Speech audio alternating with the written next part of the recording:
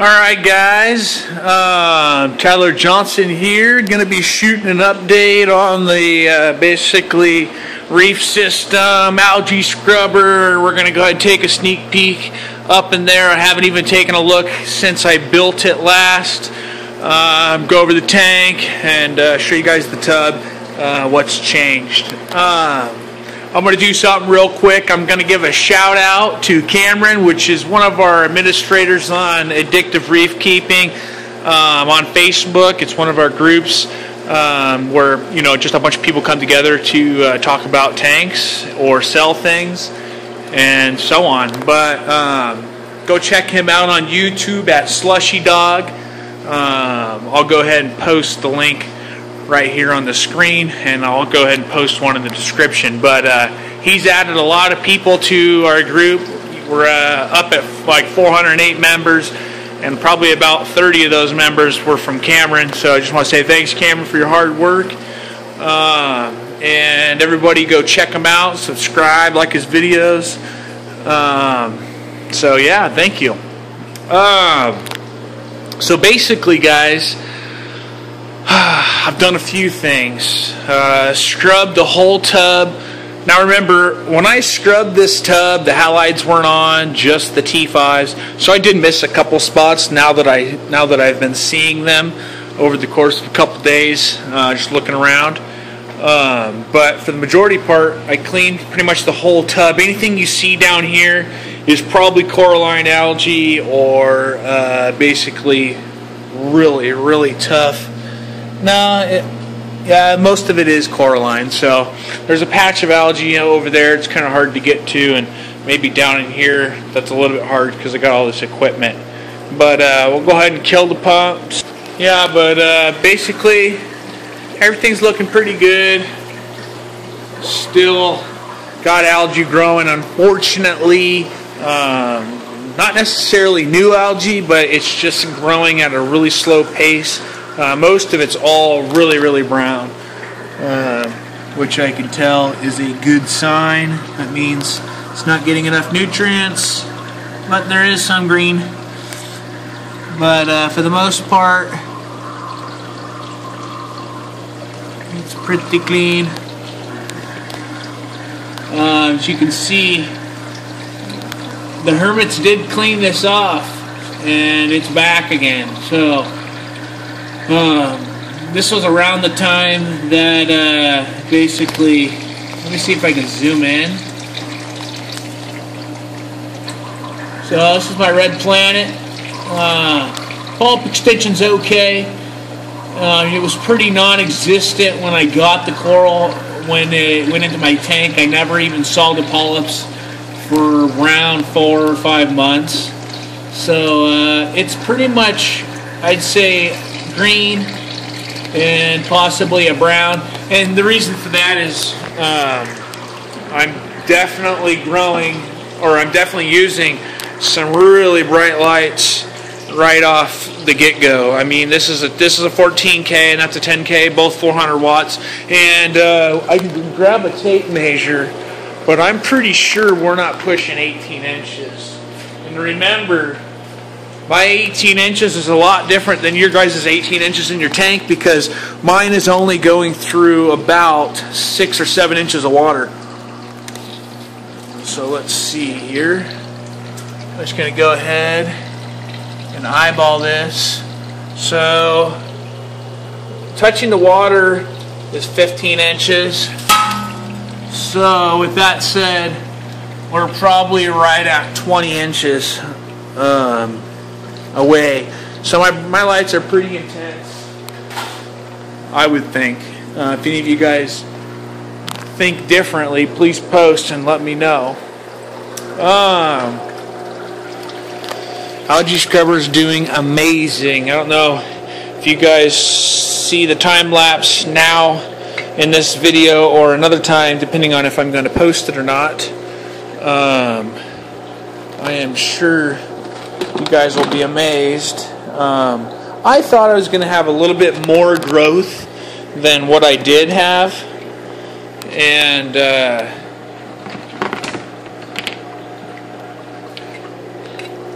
I'd say it's really starting to kick it up a notch. So as you guys can see, in this area right here, I'm getting a lot of basically spray out of the sides of my unit here. Not really sure why. I know that there's some algae in here. Maybe it's really gunked up down there at the bottom, so it's spraying out of here. So I'm actually going to do a really good clean on this. As you can tell, this stuff is pretty thick. Let me clean my hands off and I'll go ahead and zoom in. But I am getting a lot of green algae. It's starting to turn to a neon green, which is a really good sign.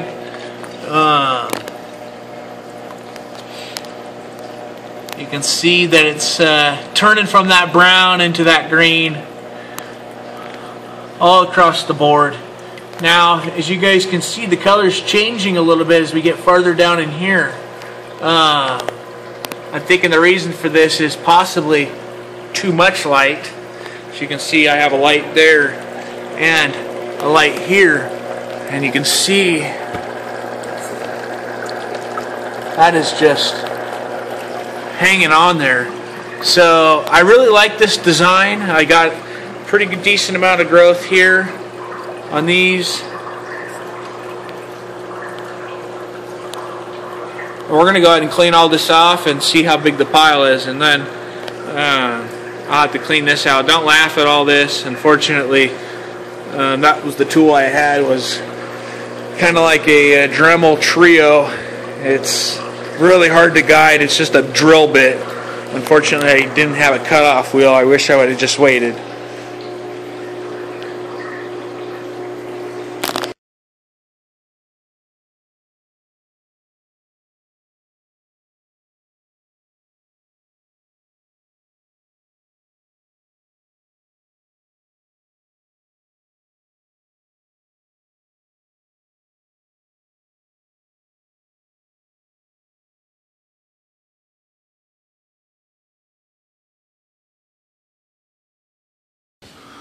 Okay guys, so I just figured I'd show you guys how I clean mine, or how I'm going to clean it. I've already cleaned this panel and the other side of this panel, and I got about this much. Now remember, if you guys can see, there is a lot still in there.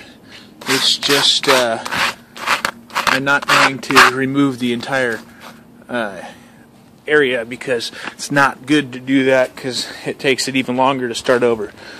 So I'm just getting it scraped up real good. But basically it's just a piece of plastic, and you just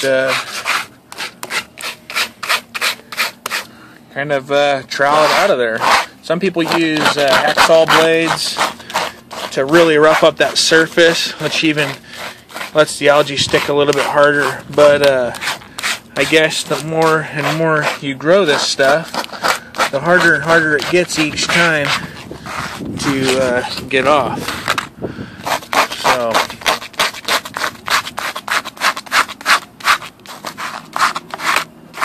you guys can see, I could definitely get a lot more off, but since this is this algae scrubber's first time getting cleaned in 2 weeks, or I guess this would be week 3, I want it to get really established. And remember, algae spreads the fastest when it's disturbed, because it contains a lot of spores, and those spores are little baby algae, microalgae, and they do grow fast. So, for example, I have another scrubber inside, and I'm going to seed it with a little bit of this stuff and spread it all over that screen, and that'll jump start it to get to this point. That's what I did to this screen. So let's go ahead and install this back on. I'll give it a little rinse, and we'll install it back on the system and see how it works. Well guys, I just got done cleaning off the algae scrubber, so she's fairly decently cleaned. Unclogged all of the Chaeto and algae that's got stuck into that crack, causing it to spray right here. And I came up with an idea, or just a thought, to get that to not happen again. I'm using a pool pump, and I have a box full of these pre-filters. I know these aren't cheap, but I got them for free.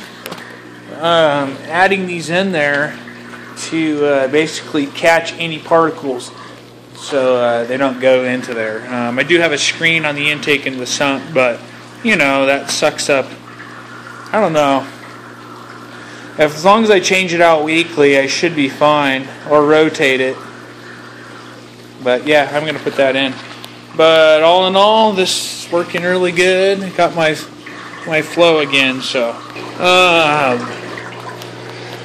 you guys can tell, a lot of my algae problem stems from not having a cleanup crew strong enough for my 300-gallon tank, and I know that. As many of you guys do know, I was dosing my tank with magnesium. Unfortunately, I started with that kind of do-it-yourself magnesium.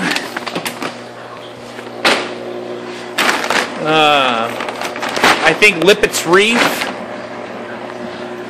says to use this stuff. It's magnesium chloride, 8300. That's what it is on the scale. So pretty strong stuff. Your Kent Tech M, I think, is right around 50,000. It's even stronger. Don't quote me on that. I'm just guessing. But I started using this. I started out with pretty much a full bag, and I'm probably about 3/4 of the way through it. And it raised my my phosphate, or raised my magnesium fairly well. But I was weary about using it. I used it and I had no problems. But my algae continued to grow. I did kill off my bryopsis with the magnesium Kent made, but not with this product. So I don't recommend this product. It could be the reason why I can't really keep inverts alive in my tank. Maybe, I don't know. All I know is I can't keep snails alive. If they do survive, they're alive, but pretty much drunk. You know, they don't move at all until about 2 weeks. Then I might get one to move a couple feet, and that's it. And he'll chill for a really long time. So there's something in my water. I'm not sure if it's voltage or not. I don't have a ground on this, but none of my fish are showing behaviors of having voltage in the water. I can't feel any, which I'm really good at feeling that stuff. None of my fish have hole in the head. I have an urchin in here. Remember that, guys? I have an urchin that I bought a while back ago. Basically sat in the corner, lost almost all of its spikes, and then really turned out beautiful and is moving around. But I do not see him.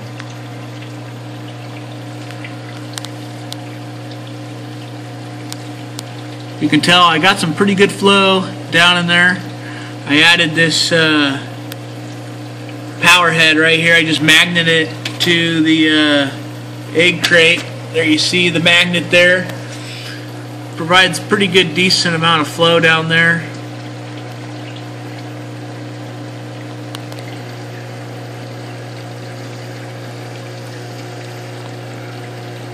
But I do not see my urchin. I added the yellow-eyed Chloe tang in here last night, and there's my hippo. I should have cleaned this screen off on this viewer, but I didn't do that.